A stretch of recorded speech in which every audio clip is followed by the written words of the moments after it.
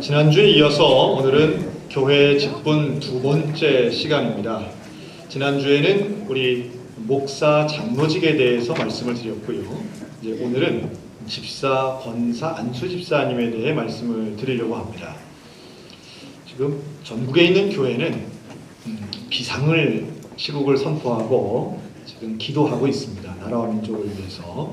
근데 이 판국에 지금 직분 얘기나 할 때냐라고 혹시 생각하시는 분들이 계실까봐 제 예상은 한 서너 분 계실 것 같은데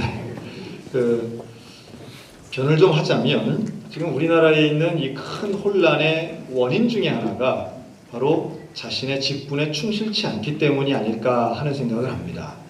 그 직분이라고 하는 것은 직업도 있을 수 있겠지만 결국은 국민이 선출해서 위임한 권한을 본인이 행사하지 않고 엉뚱한 사람에게 주는 바로 그것이 이번 사태의 본질 중에 하나가 아닐까 하는 생각을 갖게 됩니다.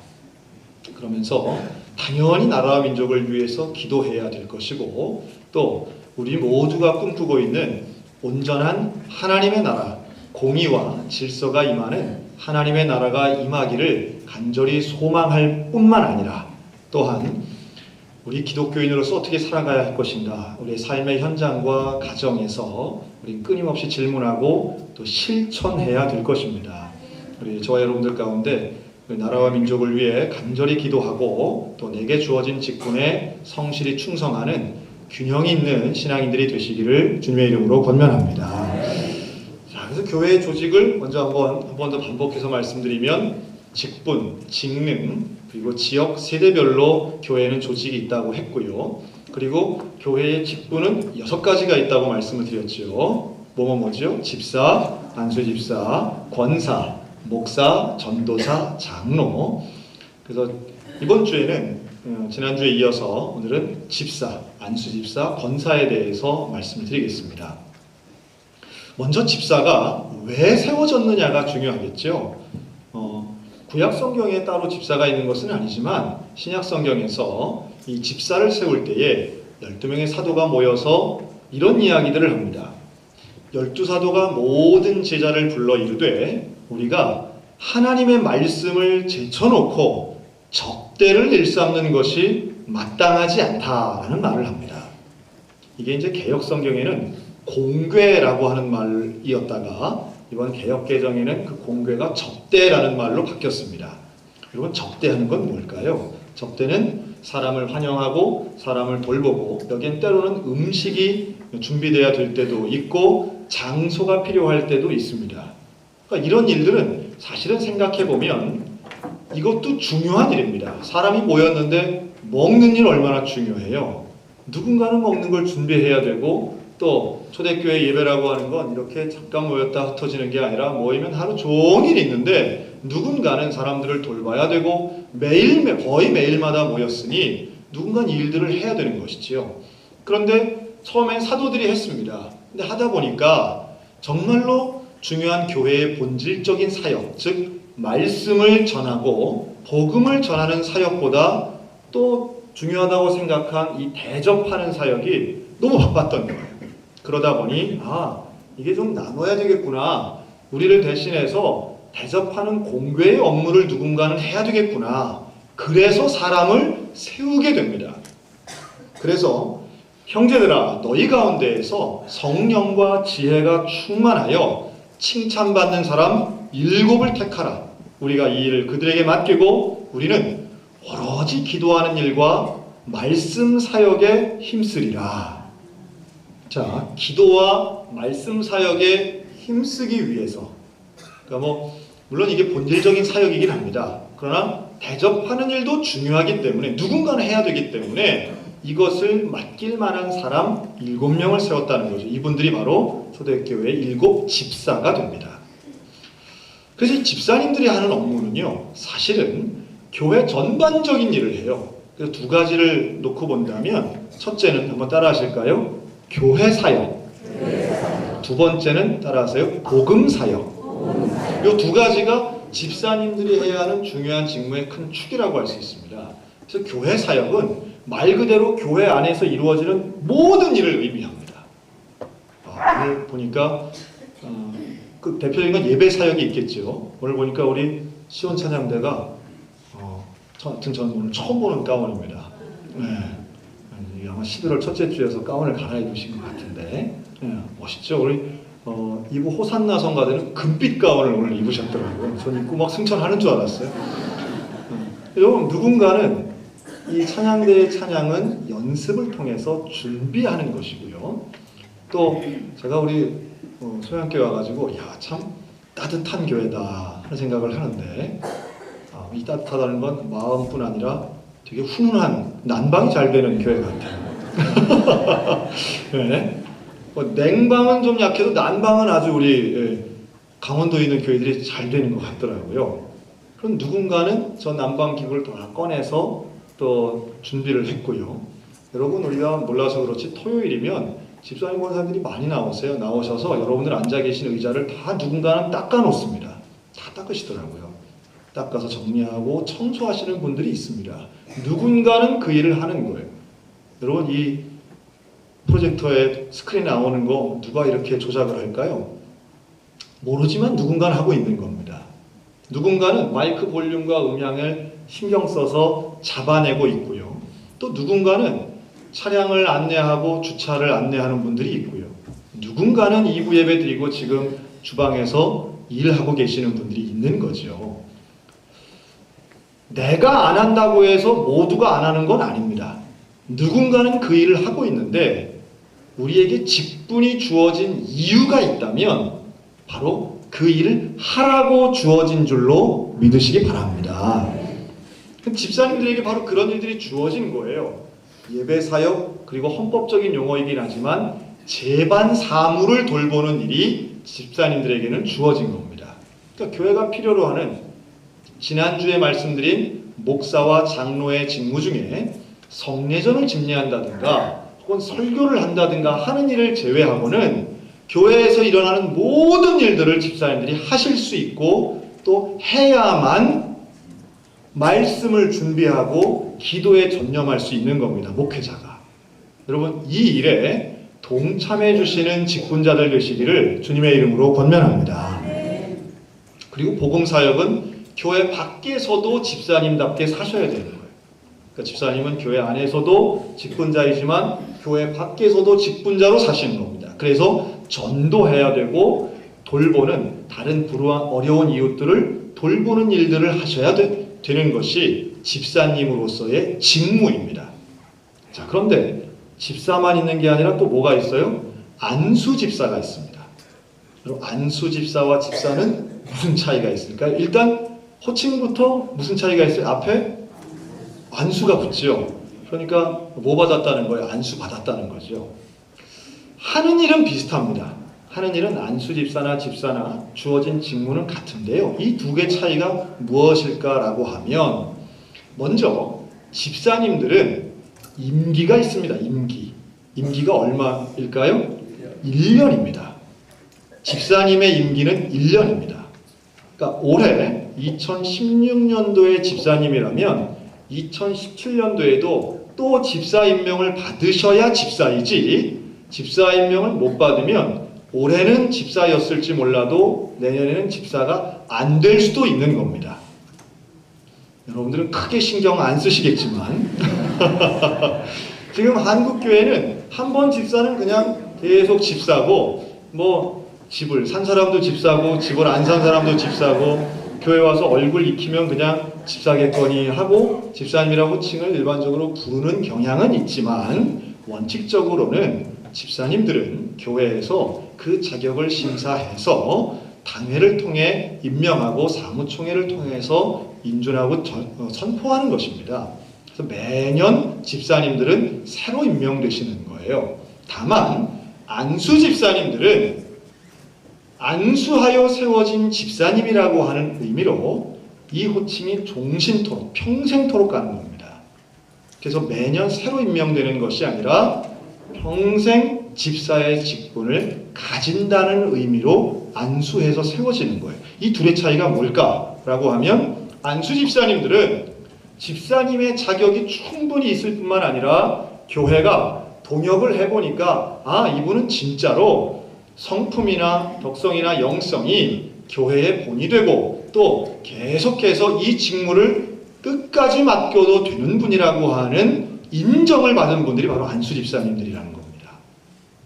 그러니까 우리 안수 집사님들 존경하셔야 됩니다. 우리 안수 집사님들 정말 세워드리고 참 훌륭한 분들이에요. 하나님이 맡겨주신 그 직분을 안수받아 세움을 받은 것이 얼마나 영광스러운 일인지 모릅니다. 우리 안수 집사님들에게 제가 격려의 말씀을 드리면 주님 앞에 안수받아 세워지신 우리 집사님들 그 직분 잘 감당하시기를 주님의 이름으로 축원합니다. 그러면 집사의 자격은 무엇일까요? 안수 집사님이나 집사님이나 자격이 거의 비슷한데요. 첫 번째는 교인의 의무를 다하는 겁니다. 지난주에 말씀드린 것처럼 이 교인의 의무는 소양성결교회 교인의 의무를 이야기합니다. 세 가지가 있는데요. 공예배를 참석하셔야 되고 헌금의 의무를 다하셔야 됩니다. 이 헌금의 의무는 11조 헌금, 절기헌금, 감사헌금을 통칭하는 거고요. 그리고 세 번째는 봉사의 의무를 하셔야 됩니다. 직분자는 일하는 직분입니다. 당연히 일하시고 봉사하셔야 됩니다. 오늘 이거 하나씩 받으셨죠?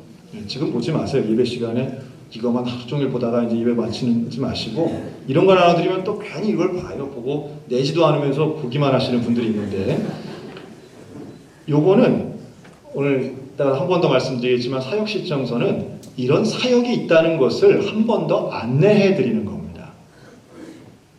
여기서 내가 하는 게 하나도 없다. 오늘 회개의 영이 임하시길 바랍니다. 나하고는 관계 있는 게 하나도 없네. 그냥 뭐 주니까 받지 이러시면 안 되고 오늘 이 설교가 끝났을 때는 큰 부담감과 함께 이 종이가 무겁게 느껴지셨으면 좋겠어요. 자, 이 교인의 의무가 있는 거예요. 봉사의 의무가 있습니다. 두 번째는 정당한 생업이 있어야 됩니다. 이것은 꼭 직장이나 직업이 있어야만 된다는 뜻이라기보다는 어떤 일을 하든지 하나님의 율법과 정의와 공의 안에서 일하셔야 된다는 거예요. 정직하셔야 되고 범죄하지 않아야 되고 또는 타협하지 않는 삶을 의미하는 것이지요. 사회적 삶의 온전한 삶을 얘기하는 겁니다.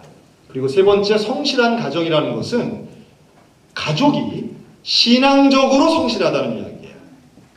이게 딱 법에 명시되어 있습니다. 그래서 여러분 가정을 돌보고 가정이 하나님의 백성이 되도록 최선의 노력을 기울이는 것이 집사님의 자격입니다. 그리고 마지막, 거룩한 생활은 내 개인적인 영성과 경건한 삶을 의미하지요. 나쁜 습관 다 끊으시고 절제하고 깨끗하고 온전한 생활을 하시는 것, 이것이 집사님의 자격입니다. 자, 오늘은 집사님뿐 아니라 또 누구 한다고요? 그렇죠. 제가 질문을 하나 드리겠습니다. 성경에 권사라고 하는 단어가 나올까요? 안 나올까요? 안 나옵니다. 이 6개 직분 중에 성경에 나오지 않는 직분이, 그러니까 이 호칭이 명기되지 않은 것은 권사입니다. 이상하죠? 자, 그러면 다른 나라에 있는 개신교회에 권사란 직분이 있을까요? 없을까요?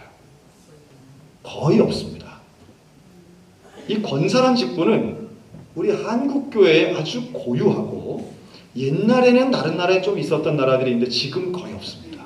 우리나라에 아주 특별하게 존재하는 귀한 직분입니다. 성경에 없으니까 빼라는 얘기가 아니에요. 호칭이 없을 뿐이지 권사님들의 사역과 직분을 의미할 만한 구절들은 많이 있어요. 오늘 이 구절이 오늘 함께 읽은 이 성경 말씀이 아주 대표적인 구절인데요. 로마서 12장에 보면 이렇게 말씀합니다. 섬기는 일이면 섬기는 일로, 가르치는 자면 가르치는 일로, 위로하는 자면 위로하는 일로, 구제하는 자는 성실함으로, 다스리는 자는 부지런함으로, 긍휼을 베푸는 자는 즐거움으로 할 것이다. 여러분, 이 말씀은 교회를 세우는 여러 가지 은사를 이야기하면서 나오는 말씀이에요. 근데 이 말씀을 잘 보면 위로하고 구제하고 다스리고 긍휼을 베푸는 이런 일들을 감당하는 사람이 돼야 된다고 가르칩니다. 여러분, 권사의 그 권자가 권면한다라고 하는 의미가 있거든요. 그러면 그 권면하는 권사님들이 하는 일들을 한번 정리해보면 이런 단어로 우리가 정리할 수 있어요. 섬김, 가르침, 위로, 구제, 긍휼을 베푼다. 그 중에 제가 제일 크게 써놓은 단어는 위로. 여러분, 권사님이 가는 곳마다 위로와 긍휼과 섬김이 넘치시기를 주님의 이름으로 축원합니다. 제가 몇 년 전에 이제 예배를 인도하고 설교를 할 때, 주일 오전 예배, 여러분 이 앞에 서 있으면 여러분들이 무리로 보일까요? 하나하나 개인으로 보일까요? 놀랍게도 한 분 한 분 다 보입니다. 한번 궁금하시면 한번 이거 와보시면 좋겠어요. 여러분들이 아주 표정 하나만 달라지거나 혹은 이마만 한번 긁어도 다 보입니다. 이게 제가 이쪽을 보고 설교를 해도 이쪽에서 만약에 누가 하나 이걸 피시자면 다 보여요. 이게. 제가 그러면 안 되는데 신경이 쓰일 때가 간혹 있습니다. 그래서 막 그럼 또 우리가 더 만지고 싶잖아요. 머리도 만지고 손톱도 만지고 싶고 시계도 보고 싶고 문자도 보고 싶고 뭐 이런데 하나하나 다 보여요. 네, 조금 더 그러니까 집중하시란 말씀이죠. 그런데 그 몇 년 전에 제가 설교하고 있는데 낯선 분이 하나 딱 들어오는 거예요. 뒤에 들어와가지고서는 중간쯤에 와서 딱 앉으시는데 한눈에 보기에도 하고 들어오신 행색이 뭐 특정 단어를 사용해서는 죄송하지만 노숙자 같아 보이는 거예요. 노숙자분들을 무시하는 건 아닌데 그렇게 보인다라는 거예요. 그냥 다른 분들하고 좀 다른 거죠. 제가 춘천 와서 좀 느끼는 것 중에 하나가 그런 분들 잘 못 보겠더라고요. 그렇죠? 제가 교회에 지금 몇 달째 있는데 워낙 대신방 때문에 낮에 좀 나가 있어서 그런지도 모르겠는데요. 이렇게 주중에 도와달라고 이렇게 오시는 분들이 거의 안 계세요. 진짜 춘천이 살기 좋은 데인가 봅니다. 네. 근데 그런 분이 한 분 딱 들어 앉으시는 거예요. 그래서 저분이 오셨네. 야, 참. 설교하면서 사실은 누군가 새로 오시면 가슴이 뛰거든요. 그런데요, 한참 설교를 하고 있는데 그 근방에 앉으신 분들이 수건을 꺼내서 입을 막고 코를 막으시는 거예요. 왜 그랬을까요? 냄새가 나십니다. 예배가 마치고 인사를 했어요. 여기 있으니까 저는 뭐 안 느꼈지만 인사를 할 때 보니까 냄새가 확 나는 거예요. 근데 그 냄새가 안 씻어서 나는 냄새가 아닌 거예요. 안 씻어서 나는 냄새라면은 견딜 수 있는데 그때는 이게 무슨 냄새인지 모르겠고 머리가 아프고 막 이렇더라고요. 나중에 알고 보니까 이분이 연세가 78 정도 되신 남자분이신데 요실금이 있었던 거예요. 그러니까 그 냄새가 옷에 배어있는 냄새가 이렇게 몸으로 올라온 거예요.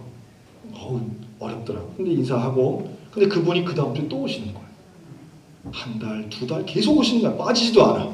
항상 오시는 거예요. 참 그때 제가 신기한 거 하나 발견했는데요. 다른 분들은 그 옆으로 안 가시는데 누가 그 옆에 있는가 하면 비슷한 또래의 남자분들은 거기 앉아 계시더라고요. 우리 명예장로님, 원로장로님은 그 옆에 같이 앉아서 교제도 하고 예배도 들으시더라고요. 그래서 제가 장로님은 괜찮으세요? 그랬더니 뭐 조금 나도 그 정도야? 뭐 이러시면서 다들 하시는 거예요. 하나님의 은혜. 그런데 문제는 그 자리가 뒷자리는 이제 비는 거예요. 옆에 다른 분들은 안 앉으세요. 그러다가 한 3개월쯤 지났는데요. 교회 권사님 한 분이 저를 찾아오셨어요. 목사님, 도대체 저분 때문에 예배를 못 드리겠습니다. 어떻게 좀 해주세요. 그럴 때 어떻게 해야 됩니까? 그 말씀을 수첩에 받아 적어야 될까요? 아니면 그 권사님 쫓아버려야 되나요? 제가 그 얘기를 들으면서 참 마음이 아팠어요. 힘들죠. 사실은 그 예배 드리는데 지금 여기도 똑같은 일이 벌어질 거라고 저는 생각이 듭니다. 제가 설교를 하면서 그렇게 설교했습니다. 우리가 한 사람을 품지 못한다면 우리가 어찌 믿음의 공동체라고 얘기할 수 있겠습니까? 방법은 난 잘 모르겠습니다. 하지만 어떻게 한다는 것이 우리 교회 안 나오게 하는 것은 아닌 것 같습니다. 그분 안 나오신 오후 예배 때 설교한 거예요. 그랬더니요, 그 설교 마치니까 또 다른 권사님 한 분이 저한테 왔어요. 그리고 저한테 뭐라고 했느냐 하면, 저 우리 옆 사람한테 얘기합니다. 한번 따라하세요. 목사님, 제가 하겠습니다. 따라하신 분들에게 축복이 있어요. 50대 이 여자 권사님이 제가 한번 해보겠다는 거예요. 그래서 권사님이 무슨 수로 이걸 해요?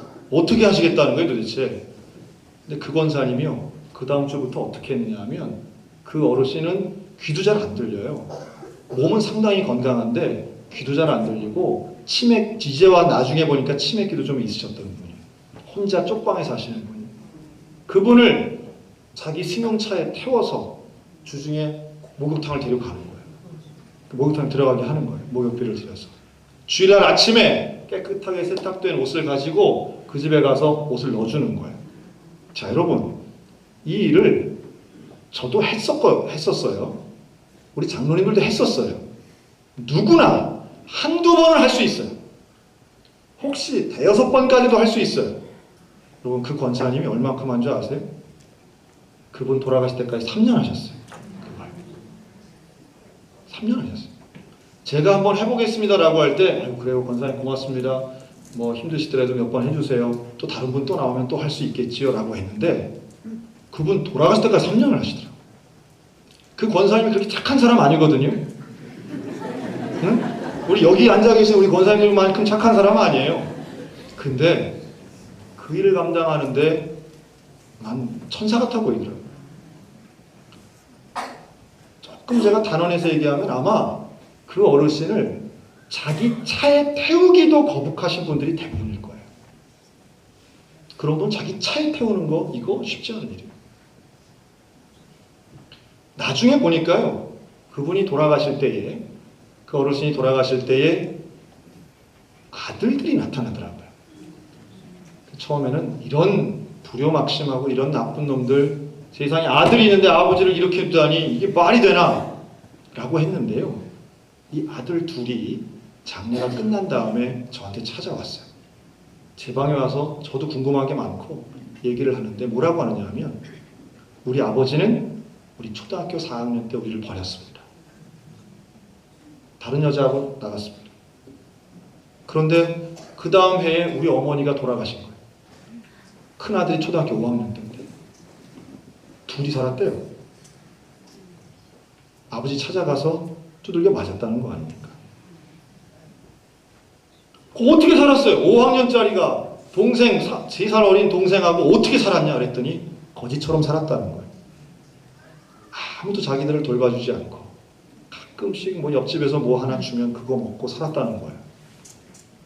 그런데 놀라운 것은 이 두 형제가 잘 자라서 대학까지 나왔더라고요. 대단하지 않습니까? 그리고 커서 아버지를 찾아왔어요. 아버지를 찾아왔는데 그때에도 이 아버지는 자기들한테 욕하고 집어 던지면서 자기를 원수처럼 대하더라고요. 그래서 이 큰 장성한 아들들이 관계를 다 끊어버린 거예요. 뭐 듣는 제 안에서 울분이 터져 나오더라고요. 우리가 그런 분을 도왔나 하는 마음이 들더라고요. 그런데 이 아들들이 하는 얘기가 그거예요. 우리에겐 아버지인데도 원수 같았는데 이 교회는 그런 우리 아버지를 수년간 섬겨주셨으니 우리들도 앞으로 교회 다니겠습니다. 제가 참 감사하더라고요. 그러면서 그 장례 때 들어온 돈 다 헌금하고 왔습니다. 제가 그 둘을 붙잡고 잘 커줘서 고맙다고, 내가 그 아버지를 대신해서 내가 사과한다고 그러면서 셋이서 붙잡고 울었어요. 그리고서는 그 모든 걸 누구에게 제가 감사했을까요? 하나님께도 감사하지만 모든 건 우리 권사님, 권사님, 이 양반 어떻게 이런 일을 다 해서, 평소에 내가 그렇게 안 봤는데 어떻게 이렇게 훌륭하게 해서 이렇게 하셨나. 제가 그랬습니다.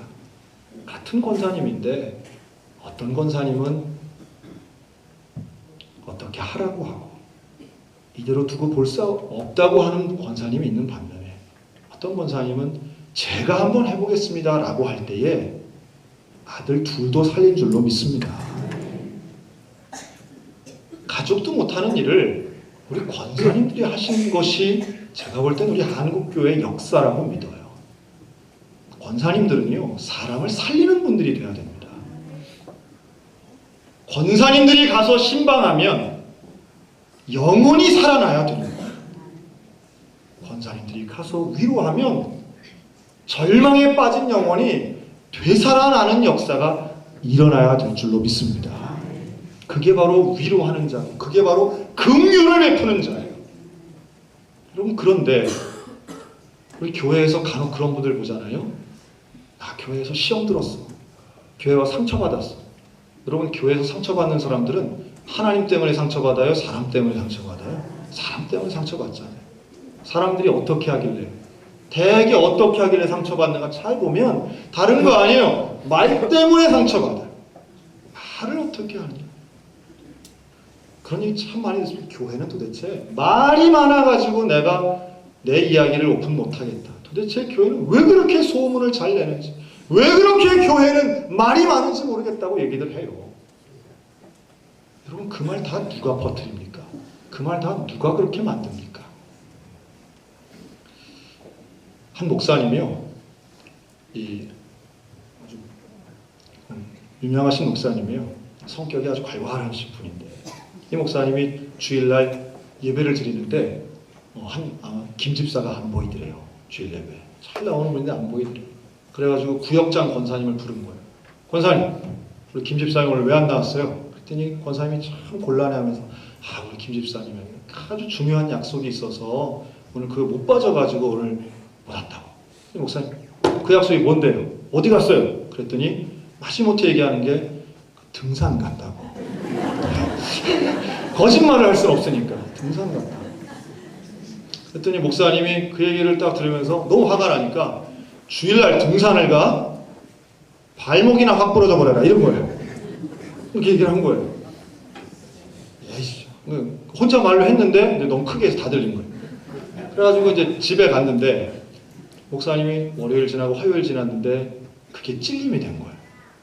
내가 아무리 집사가 주일을 빠져도 그렇지 목사가 할 말 안 할 말이 있는데 내가 그런 말을 했냐. 내가 아직도 멀었구나. 내가 아직도 내 혈기를 못 죽이는구나 하고 후회를 하고 기도를 하는데 어떡하지? 이거를 우리 김 집사님한테 사과를 해야 되겠는데 이걸 어떻게 할까 고민만 한 거예요, 목사님이. 그리고 이제 예배를 다시 이제 돼가지고 예배를 드렸는데 그날 온 거예요, 김 집사님이. 와가지고 얼굴을 못 보겠더래, 자기가 부끄러워서. 그래서 이제 예배 마치고 인사를 딱 하는데 그 김 집사님이 목사님 손을 붙잡고 그러더래요. 목사님 죄송합니다. 제가 지난 주일날 빠졌는데 아이고 제가 죄송해요. 제가 등산을 가서 빠졌는데 우리 구역장 권사님한테 들으니까 목사님이 저를 위해서 안전하게 내려오게 해달라고 기도하셨다면서. 제가 다시는 주일 안 어기고 이렇게 하겠습니다 라고 얘기했다는 거 아닙니까? 여러분 기도하셨죠? 목사님 기도는 하셨지. 근데 제가 그 간증을 들으면서 생각난 게 이거예요. 여러분, 우리가 아무리 부정적인 이야기, 즉 불평을 들어도 화평을 말하는 사람이 되면 은혜가 있게 될 줄로 믿습니다. 자, 우리 옆 사람들이 불평을 들어도 화평을 말합시다. 시작. 불평을 들어도 화평을 말합시다. 사랑하고 존경하는 우리 권사님들, 우리는 교인들을 잘 알잖아요. 한 사람 한 사람 사연도 잘 알아요. 여러분, 그거 왜 알게 됐을까요? 하나님이 그 사연을 어떻게 알도록 우리에게 허락하셨을까요? 가정마다 아픔들이 있고요. 가정마다 문제가 있습니다. 근데 그 사연을 알게 되었다면 권사님들 그거 가지고 기도하셔야 됩니다. 눈물을 흘리셔야 됩니다. 아유, 그 집도 그렇대? 이 집도 그렇잖아 라고 말하지 말고 아유, 그건 별거야, 여긴 더해, 이러면서 얘기하는 게 아니라 사람을 살려야죠. 가정을 살려야죠. 영혼을 살려야죠. 위로 한마디가 영혼을 살리고요, 우리의 행함이, 헌신의 삶이 우리 이웃들을 살려낼 수 있는 줄로 믿습니다. 우리 권사님들을 통하여 살아나는 역사가 일어나는 우리 소양교회가 되시기를 주님의 이름으로 축원합니다. 그래서 직분은 목사고 장로고 집사고 권사고 안수집사고 목적은 오직 하나입니다. 성도를 섬기고 교회를 세우는 거예요. 교회 되게끔 하는 거예요. 우리가 직분을 잘 감당하면 교회 안에서도 직분자, 교회 밖에서도 직분자, 가정에서도 직분자, 직장에서도 직분자답게 산다면 여러분 대한민국 질서가 잡힐 줄로 믿습니다. 정의와 공의가 온전히 세워지게 될 줄로 믿습니다. 이를 위해 우리가 해야 되는 중요한 일이에요. 우리가 함께 일하는 것이에요. 한 마음으로 일하는 겁니다. 한 마음으로 헌신하는 거예요. 그래서 직장에서도 물론이지만 다시 한번 두 번째 말씀드리면 오늘 이거 잘 보시기 바랍니다. 이걸 보시고 이제 오해하시는 분들은 내가 이제 열심히 했으니까 이거 안 내면 이제 우리 목사님은 나를 이제 1년 쉬게 해주시겠지. 혹시 이런 분들 계실지 모르겠어요. 그래서 교사 오래 했으니까 이제 교사는 이제 그만해야지. 이런 분들 있을 수 있어요. 자, 요걸 나눠드린 이유는 하나입니다. 요걸 작성해서 내시면 내가 자원하는 곳에서 일할 수 있게 해드리고요. 요걸 안 내시는 분들은 시키는 일을 하도록 만들 겁니다. 여러분, 시키는 일 하시겠습니까? 아니면 자원하여 일하시겠습니까? 자, 우리 옆 사람 보고 좋은 말로 할 때 일합시다 하시죠. 좋은 말로 할 때 일합시다. 자원합시다. 자원합시다. 기쁨을 가지고 하셔야 돼요. 그리고 일하다 보면 함께 헌신하고 일하다 보면 기적이 일어나게 될 줄로 믿습니다. 우리 교회가 이거 말고도 더 많아요. 교회 청소하는 일도 있고요. 정리하는 일도 있습니다. 얼마나 귀한 분들이 많은지 몰라요. 누구는 3개, 4개씩 하는데 나는 하나도 안 했네. 하나도 안 한 건 결코 자랑이 아닙니다. 꼭 신청하시고 작성하시고 기도하면서 쓰시기 바래요. 특별히 뭐 오늘 내셔도 되지만 사무실에 직접 내셔도 되지만 헌금하는 시간에 이거를 쓰셔서 다음 주, 그 다음 주 쓰셔가지고 헌금 바구니 안에 이렇게 넣어주시면 되겠습니다. 우리가 헌금으로도 봉헌하지만 우리가 봉사로도 봉헌하는 헌신의 의미로 이걸 써서 넣도록 하겠습니다. 제가 대신방 해보니까요, 우리 소양교회 교인들이 얼마나 기도 제목을 잘 쓰시는지 몰라요. 난 어디 가서 자랑을 하고 싶은데 이걸 남들을 보여주면 안 되니까 그냥 제가 아깝게 가지고만 있습니다. 우리 교인들한테도 좀 보여주고 싶을 정도로 얼마나 그걸 잘 쓰시고 열심히 쓰셨는지 정말 기도하며 쓰고 전심을 담아서 쓰고 멀리 있는 자녀들을 데리고 와서 쓰고 이거 쓰고 가야 된다고 그러고 가서 써서 받아오신 분도 있고 얼마나 열정을 내시는지 몰라요. 여러분 그런 헌신으로 우리 함께 주님의 교회를 세워나가는 직분자들 되셨으면 좋겠습니다. 다시 한번 주님 앞에 하나님 나를 사용하여 주옵소서. 하나님 우리가 함께 땀 흘리기 원합니다. 함께 헌신하기 원합니다. 자원하기 원합니다. 함께 일할 때에 역사가 일어날 줄로 믿습니다. 그 주님 앞에 주신 직분 감사하여 영광스럽게 여기고 직분을 믿음 가운데 감당하여 사람을 살리고 하나님 앞에 칭찬 듣는 주님의 거룩한 일꾼들 다 되시기를 주님의 이름으로 축원합니다. 아멘. 기도하겠습니다.